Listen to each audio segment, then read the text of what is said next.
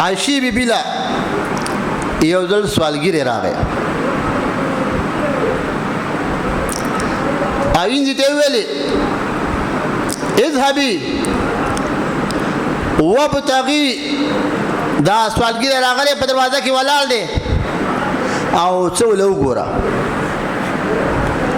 نو هغه چې لاړه فذهبت، لاړه بیرته واپس راله، ورجعت واپس راله. ما اجدو شیئا، ویل په کور کې هیڅ هم نشته، کور خالی دی. مزه الګی چې ستا په دروازه کې څوک ودرېږي او ستا سره هیڅ هم نه وي، بیا به څه کوې؟ او چې هر څه دې ډکې او بیا هم نه ورکوې. د قارون بچی که نه، د قارون بچی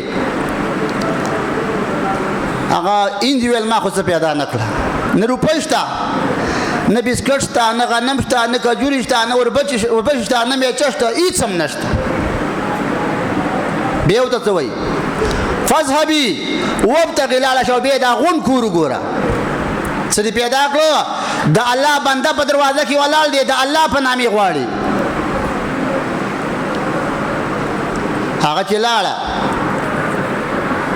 په کور غون کور یې ولټاو، یوه کجوره پیدا، فوجدت تمرة واحده، یوه کجوره په غون کور کې پیدا کړه. دې ته ایمان وایي ښه.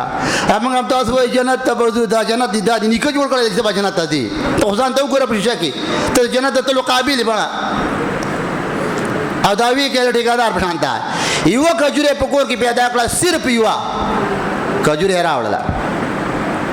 عایشې بیبي ویل دا وی څه چېرته دروازه کې د الله په نامه باندې څوک یې غواړي. کجوره یې ورکړله،